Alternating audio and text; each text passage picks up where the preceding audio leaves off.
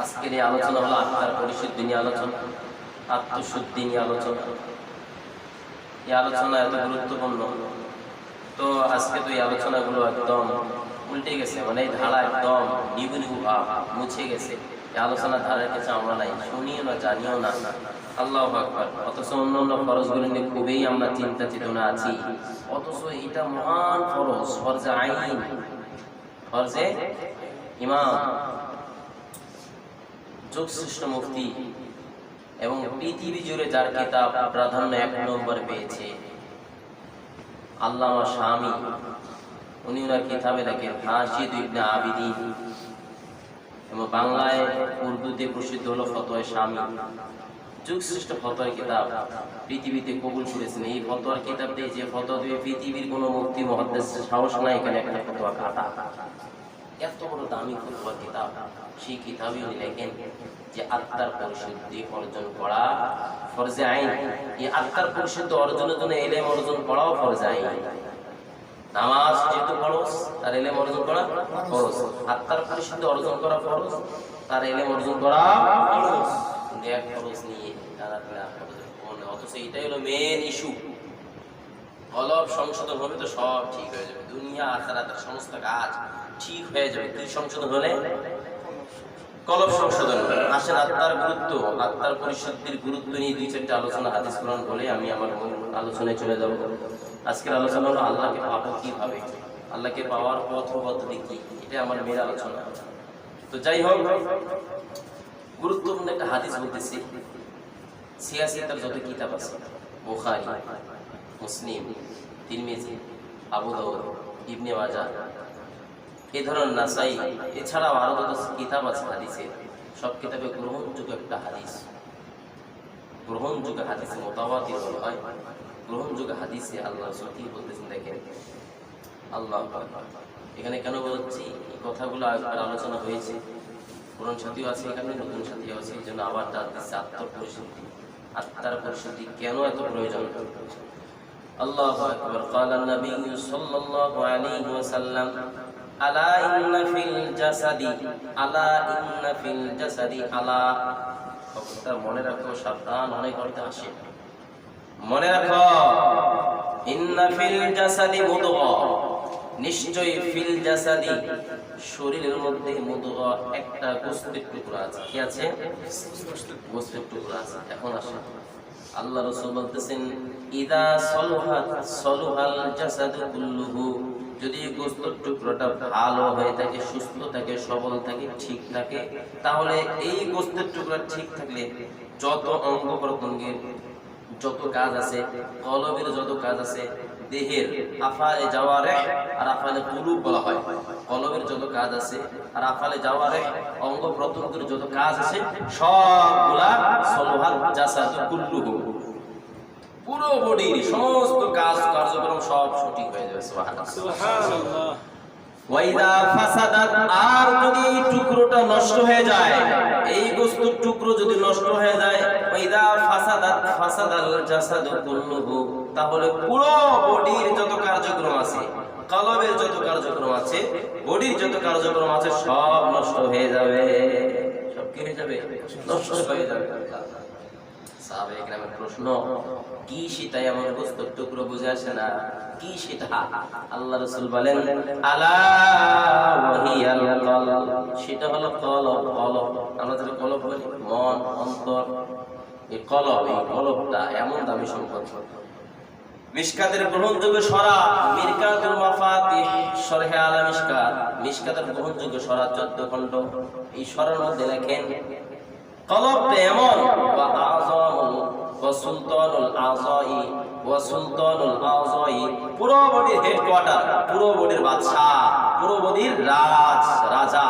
রাজা ঠিক থাকলে প্রজা ঠিক, সিংহাসন ঠিক থাকলে সমস্ত প্রজাতন্ত্র ঠিক থাকবে। তো এটাকে বলেছে সুলতানুল আযাই, সমস্ত বডির রাজা, সমস্ত অঙ্গ প্রত্যঙ্গের রাজা। কাকে বলছে? কলবটাকে। কেন? এটা ঠিক তো, সব ঠিক রাসূল বলেছেন। আল্লাহু আকবার। এখন শুনেন, কলব ঠিক তো সব ঠিক, কলব বেঠিক তো সব বেঠিক হয়ে যাবে। এখন কলব ঠিক বেঠিক চিনবো কিভাবে? কলব ঠিক বেঠিক চিনবো কিভাবে? আসেন আল্লাহু আকবার।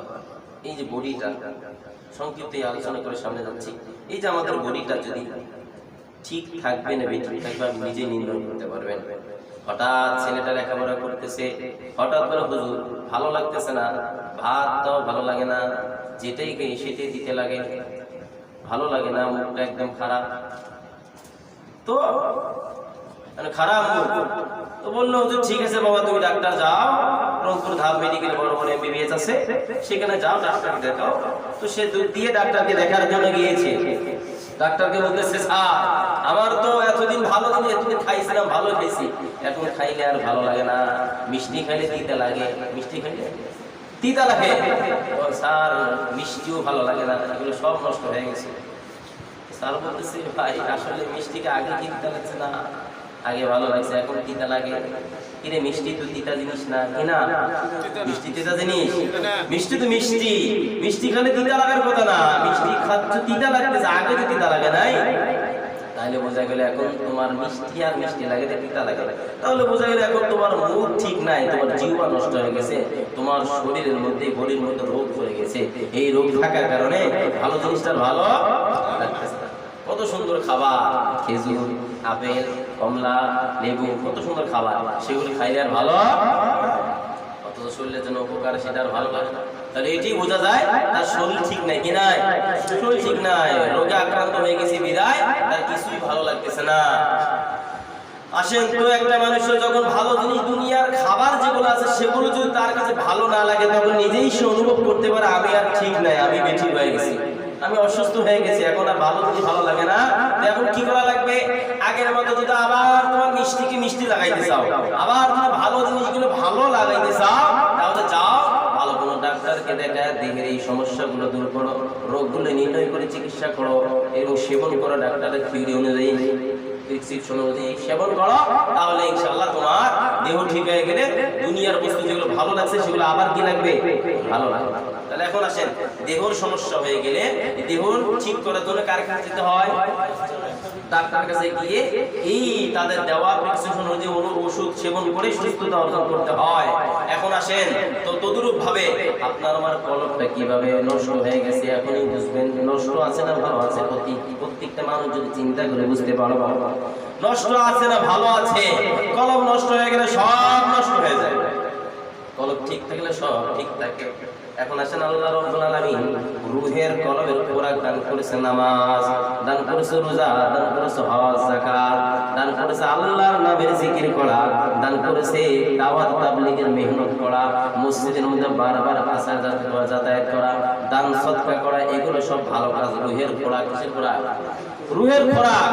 এই রূহের খোরাকগুলো রূহের জন্য আল্লাহ দিয়েছে, এগুলো খাইলে রূহ তরুতাজা থাকবে, সবল থাকবে, শক্তিশালী থাকবে। এখন জিকিরের জন্য যদি বলা হয় ভাই কিছুক্ষণ জিকির করে ভালো লাগে না, মজা লাগে না, 2-1 মিনিট জিকির করে আবার বাইরে যে চায়ের টেবিলে বসে গল্প গুজব করে পান সিগারেট খাই, এটা ভালো লাগে? কি লাগে? নামাজ পড়ার জন্য মসজিদে ঢুকলে বেশিক্ষণ থাকতে মনে চায় না, মসজিদ থেকে বাইরে হয়ে গিয়া গল্প আড্ডা কানে বসে থাকলে ভালো লাগে। কোরআন তেলাওয়াত ভালো জিনিস শুনলে মজা লাগে না? ঘন্টায় ঘন্টায় ইয়ারফোন লাগায় কানের মধ্যে শুয়ে শুয়ে ঘুমের ঘরের মধ্যে গান শুনে মজা লাগে? কি লাগে? মজা লাগে। আল্লাহ তাআলা কলবের খোরাক রাখছে, সেগুলো খোরাক ভালো লাগে না। বেগানা নারীকে চোখ দিয়ে বারবার তাকাই নিয়ে মজা লাগে। টাচ মোবাইলের মধ্যে ঘন্টায় ঘন্টা সময় ব্যয় করতেছে, মজা লাগে। আর কিছুক্ষণের জন্য দিনে আলোচনা করলে শুনলে মজা লাগে না। তাহলে কি বোঝা যায়? যেটা ভালো জিনিস সেটা ভালো লাগে না, খারাপ জিনিসটাই ভালো লাগে। তাহলে বোঝা গেল তোমার কলব কি নাই? ঠিক নাই। আমার কলব কি নাই? ঠিক নেই, কলব বেঠিক হয়ে গেছে, কলব নষ্ট হয়ে গেছে। এখন কলবের যেগুলো খোরাক সেগুলো দিলে কাজ করে না। ভালোই ছিল, জিহ্বার খোরাক দিলেই ইন্টারেকশন ভালো হয় না। কলবের খোরাক কলবে দিচ্ছি, ভালো হয় না, কলবটা নষ্ট হয়ে গেছে। কি হয়ে গেছে? কলব নষ্ট হয়ে গেছে। এখন কি করা? দুনিয়ার কোন ডাক্তারের কাছে কলব ঠিক করা যায় নাকি? এই কলবের জন্য যাবো এমবিবিএস এর কাছে, হ্যাঁ, বড় বড় বিশেষজ্ঞ অভিজ্ঞ ডাক্তারের কাছে। কলব ঠিক নষ্ট হয়ে গেছে, কলব ঠিক করার জন্য যেতে হবে কলব ঠিক করনে ওয়ালা ব্যক্তিদের কাছে। যে সমস্ত দুনিয়ার ডাক্তাররা এমনি যদি কেউ ফার্মেসি দিয়ে বসে বলে আমি বড় বড় এমবিবিএস, আমার কাছে আসলে কেউ যাবে নাকি? জিজ্ঞেস করে ভাই কোন কলেজ, ইউনিভার্সিটি, কোন কুলিয়ে তুই কোন ডাক্তারি কলেজে তুমি পড়ালেখা করেছো? ডাক্তারি কলেজে পড়ালেখা করে না, ভেডিং লাগাইছে, বাস্তবে দক্ষ, আবার বর্তমানে কাজও নিয়োজিত আছে, এমন ডাক্তারের কাছে তো আমরা যাবো, তাই না? তদ্রূপ ভাবে যে আল্লাহওয়ালারা আল্লাহওয়ালাদের সুহবত থেকে কলবকে নিজে সংশোধন করে এই ডাক্তারি হিডিং বা ডাক্তারি সেই টাইটেল লাগাইছে, এমন ব্যক্তির কাছে গিয়ে কলব ঠিক করে কলবের হালত পেশ করে কোন কোন সমস্যা কোন সাইডে আছে, কি কারণে কি হচ্ছে, এগুলো তাদের সামনে পেশ করে তাদের দেওয়া প্রেসক্রিপশন, তাদের দেওয়া থিওরি হিসেবে তাদের দেওয়া ঔষধকে সেবন করলে আমাদের কলবে কি হবে? ঠিক হবে। তাহলে বুঝছি এতটুকু কলম নষ্ট হয়ে যায়। কলম নষ্ট হয়ে গেলে কিছু ভালো লাগে না, ভালো জিনিস আর ভালো লাগে না, খারাপটা ভালো লাগে। তাহলে কলমকে ঠিক করতে হবে, তাই তো? কলম ঠিক না করলে তো আর উপায় নাই, কি নাই? আল্লাহ উপায় নেই, কেমন উপায় নাই? নামাজ আছে, রোজা আছে, হজ আছে, যাকাত আছে, অনেক কিছু আছে, সব কিছু আছে, কিন্তু আল্লাহ রাব্বুল আলামিন কোরআনুল কারীমের মধ্যে বলতেছেন ইয়াওমা লা ইয়ানফু মালুন ওয়ালা বানুন ইল্লা মান আতাল্লাহা বিকলবিন সালিম। আজ কিয়ামতের ময়দানে সম্পত্তি, সন্তানাদি কোনো কিছুই কাজে আসবে না, একমাত্র এই কিয়ামতের ময়দানে কাজে আসবে ওই ব্যক্তি, যেই ব্যক্তি তার সুস্থ কলব নিয়ে কিয়ামতের ময়দানে উঠতে পারবে। তাহলে কি বুঝলাম আয়াত দ্বারা? সুস্থ কলব নিয়ে আজ কিয়ামতের ময়দানে যে আসতে পারে এই সমস্ত বান্দাদের স্থান হবে জান্নাত। অসুস্থ কলব, নামাজ পড়া মানুষকে দেখার জন্য মজা লাগে না, মানুষ খারাপ করলে মাদ্রাসায় পড়েছি কয়েক ক্লাস, এখন দিনের লেবাস পড়ছি, নামাজ না পড়লে মানুষ খারাপ করে, নামাজ পড়ে রোজা করে সবাই করি, এরপর কলব অসুস্থ থাকবে। কেন শুধু নামাজ পড়লে কলব সুস্থ হয় না, শুধু রোজা রাখলেই কলব সুস্থ হয় না, আরো কিছু এখানে প্রয়োগ করতে হয়, আরো কিছু প্রয়োগ করে কলবকে ঠিক করতে হয়। এখন আসেন, এতটুকু বুঝলাম তো, অসুস্থ কলব নিয়ে কবরে গেলে জাহান্নাম ছাড়া উপায় নাই। সুস্থ কলব নিয়ে গেলে কি লাভ? আল্লাহ বলেন কাদ আফলাহা মান যাক্কাহা ওয়া কাদ খাবা মান দাসসাহা। কাদ আফলাহা মান যাক্কাহা, সুস্থ কলব নিয়ে গেলে আফলাহা মান যাক্কাহা, অবশ্যই অবশ্যই কাদ এখানে তাকিদের জন্য আছে, অবশ্যই অবশ্যই যে সুস্থ কলব নিয়ে কবরে আসবে সেই ব্যক্তি আফলাহা, কামিয়াব হয়ে যাবে। সুবহানাল্লাহ। তাহলে সুস্থ কলব নিয়ে কবরে গেলে কামিয়াব, আর অসুস্থ কলব নিয়ে কবরে গেলে সফলতা চিন্তা লাগবে না। তাহলে কলব সুস্থ করতে হবে কিনা? আল্লাহু আকবার। কলব সুস্থ করব, কলব সুস্থ করতে পারলেই তোমার আমার ঠিকানা নাজাত। আল্লাহু আকবার। কলব সুস্থ হবে কিভাবে? কলব সুস্থ হয়ে গেলে তোমার আমার সম্পর্ক আল্লাহর সাথে হয়ে যাবে। সুবহানাল্লাহ। কি ঠিক হয়ে গেলে? কলব ঠিক হয়ে গেলে তোমার আমার স্থান কোথায়? জান্নাত এবং আল্লাহর সাথে সম্পর্ক হয়ে যাবে। তখন তোমাকে সাহেবে নিসবত বলা হবে, তখন আমাকে ইয়াদাশ তাআল্লুক মা আল্লাহ, আল্লাহ ওয়ালা হবে। যখন কলবটা ঠিক হয়ে যায় তখন আল্লাহ পাকের মারিফাত কলবে স্থান নেয়। সুবহানাল্লাহ। আল্লাহু আকবার। আল্লাহ বলে মান্না গুঞ্জন দর জমিনে আসিমা লেকে গুঞ্জন দর কুলুবে মুমিনা। বান্দার কলবটাই শুধু আমার মারিফাত, আমার মহব্বত, আমার ভালোবাসা রাখার স্থান। সুবহানাল্লাহ। এখন আসেন, তাহলে কলব ঠিক হয়ে আল্লাহকে পাওয়া যায়। কলব ঠিক হবে কেমন করে, কিভাবে? সবাই মনে রাখবেন, এই ওয়াজটা মুখস্থ করবেন। কলব ঠিক হবে কিভাবে? কলব সংশোধন হয়ে গেলেই তো তুমি আল্লাহর ওলি হয়ে যাবা। আর কোন আল্লাহর ওলি জাহান্নাম তো প্রশ্ন ওঠে না, বিনা হিসেবে জান্নাত, বিনা হিসেবে। আল্লাহু আকবার। তাহলে কলব ঠিক করতে পারলে আল্লাহর সাথে সম্পর্ক হয়ে যাবে। কলব ঠিক হবে কিভাবে? খুব উসুল ভিত্তিক কয়েকটি কথা বলবো। কলব ঠিক হবে তিনটি ক্লাস পাস করলে। কয়টি ক্লাস? তিনটি ক্লাস পাস করলে কি হবে? কলব ঠিক হবে। এই ক্লাস তিনটি বলে আমি সামনে অগ্রসর হচ্ছি। তিনটি ক্লাস। কয়টি ক্লাস? কথা বলতে হবে, ঘুমা যাবে না, মুখস্থ করতে হবে। তিনটি ক্লাস। রাসূল সাল্লাল্লাহু আলাইহি সাল্লাম তিনি বর্ণনা করেন, ওমর রাদিয়াল্লাহু তাআলা আনহু থেকে হাদিস, বিখ্যাত হাদিস, হাদিসের নাম হাদিসে জিবরাইল। নাম কি? হাদিসে জিবরাইল। রাসূল সাল্লাল্লাহু আলাইহি সাল্লামের কাছে একবার জিবরাইল আলাইহিস সালাম এমন এক আকৃতিতে এসেছে, এমন এক আকৃতিতে এসেছে। রাসূল সাল্লাল্লাহু আলাইহি সাল্লামের কাছে জিবরাইল আলাইহিস সালাম এসেছে ২৪,০০০ বার। কত হাজার বার? ২৪,০০০ বার এসেছে রাসূল সাল্লাল্লাহু আলাইহি সাল্লামের কাছে জিবরাইল। একবার একক সাহাবীদের আকৃতি এসেছে, দুইবার নিজের আকৃতি এসেছে। কয়বার?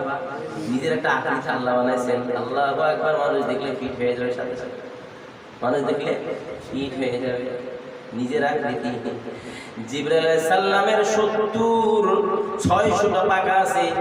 এই 600 পাকার একটা পাকার কানি, আঙ্গুল কানিটা যদি জমিনের নিচে ঢুকাই দিয়ে উল্টাই দেয়, জমি একবার ধ্বংসচূর্ণ বিচূর্ণ হয়ে যাবে। ছোট করে বানাইতে আল্লাহু আকবার, আল্লাহু আকবার। ছোট করে জিবরাইল এই হাত থেকে গোয়া যাইতে কয়েক বছরের রাস্তা। এত বড় আকৃতি, দুইবার দিয়েছে।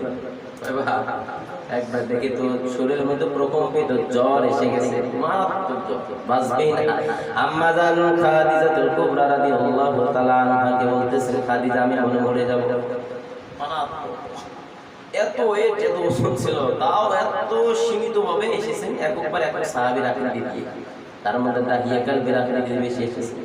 তো এবার এই রাসূল সাল্লাল্লাহু আলাইহি সাল্লামের 23 বছরের জিন্দেগিতে 24,০০০ বার রাসূল সাল্লাল্লাহু আলাইহি সাল্লামের কাছে এসেছেন জিবরাইল। এত ইসলামের বিশাল পরিধি, বিশাল ফিরিজ দিয়ে তো লম্বা আলোচনা, কত সময়, কত ঘটনা, কত আয়াত, কত বিধান নাযিল করেছেন। এতগুলো বিধান তো আর মনে রাখার মতো সবাই রাখতে পারবে না। ১৬ লক্ষ সাহাবীদের মধ্যে মাত্র ৫০ জনের মতো আলেম ছিলেন, ৫০ জনের মতো মুফতি ছিলেন, ফতোয়া দিতে পারতেন, মাসলা বলতে পারতেন। এর মধ্যে মাত্র ৪ জন ছিল মুফতি আজম। কোন ছিল? ৪ জন সাহাবী ছিল মুফতি আজম। ৪ জন ফতোয়া দিলে কেউ কাটতে পারতো না, বাকিগুলো ছিল মুফতির নিচে। মাত্র ৫০ জন আর আছে ১৬ লক্ষ। সব সাহাবী কি এনে অর্জন করতে পারছে? পূর্ণাঙ্গ পারে নাই। এত বিধান কিভাবে, এত বিধান কিভাবে সাহাবায়ে মুখস্থ রাখবে? এই জন্য শেষ অবস্থায় ১০ম হিজরির কাছাকাছি রাসূল সাল্লাল্লাহু আলাইহি সাল্লামের কাছে জিবরাইল আলাইহিস সালামকে আল্লাহ পাঠালেন। পাঠানোর সময় এমন আকৃতি এসেছেন, লম্বা হাদিস, হাদিসের কিতাবে এখানে হাদিসগুলো আছে। লম্বা হাদিস বলবো না, সংক্ষিপ্ত। এত লম্বা হাদিস জিবরাইল আলাইহিস সালাম এসে, এই হাদিসের নাম হাদিসে জিবরাইল, নাম দিয়ে রাখা হয়েছে এটা হাদিসে জিবরাইল। তো এই হাদিসটা উমর রাদিয়াল্লাহু তাআলা থেকে বর্ণিত। তো হঠাৎ একজন সাদা ধবধবে পোশাক পরিহিত একজন ব্যক্তি এসে রাসূল সাল্লাল্লাহু আলাইহি সাল্লামের সাথে আশেপাশে কোনো কথা নাই, ডাইরেক্ট রাসূলের সামনে এসে হাঁটুর সাথে হাঁটু লাগাই দিয়ে রানের সাথে রানের উপর হাত রেখে একদম ছাত্র যেভাবে বসে এভাবে বসে রাসূল সাল্লাল্লাহু আলাইহি সাল্লামকে সালাম জানায় প্রশ্ন করছে। 4টা বা 5টা প্রশ্ন করছে। তো সাহাবায়ে যদি গোল হয়ে বসে আছে, কেউ কথা বলার সাহস নাই।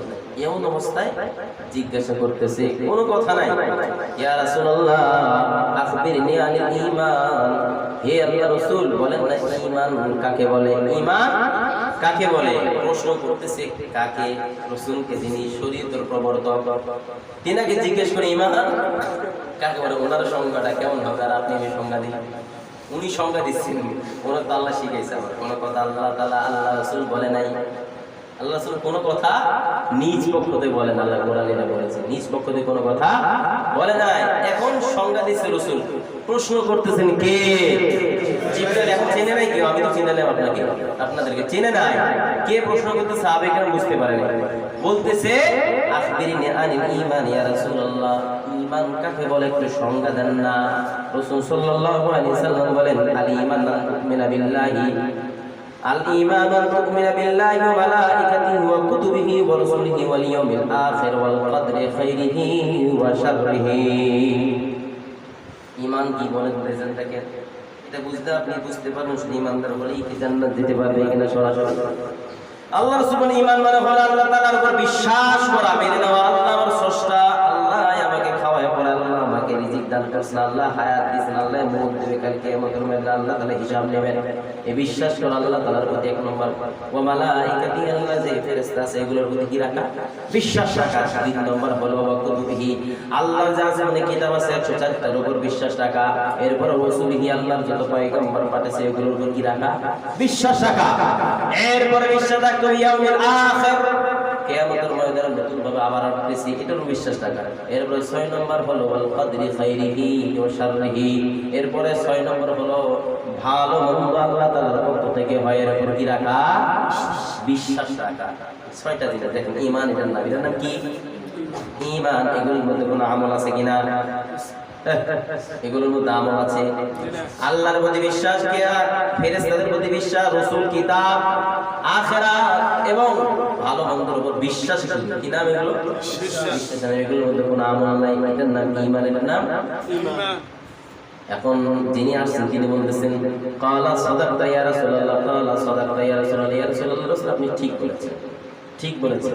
আবার বলতেছেন আখবিরনি আনিল ইসলাম ইয়া রাসূলুল্লাহ, ইয়া আল্লাহর রাসূল আমাদেরকে ইসলাম কাকে বলে সংজ্ঞা দেন। ইসলাম কাকে বলে? ইসলাম শুনে নেন। আমরা বলি ইসলাম, আমরা মুসলমান শুনে নেন আগে। ইসলাম যার মধ্যে আছে তার নাম মুসলমান, আর ঈমান যার মধ্যে আছে তার নাম মুমিন। তার নাম কি? নিজে ইসলাম আর ঈমানের পরিচয়।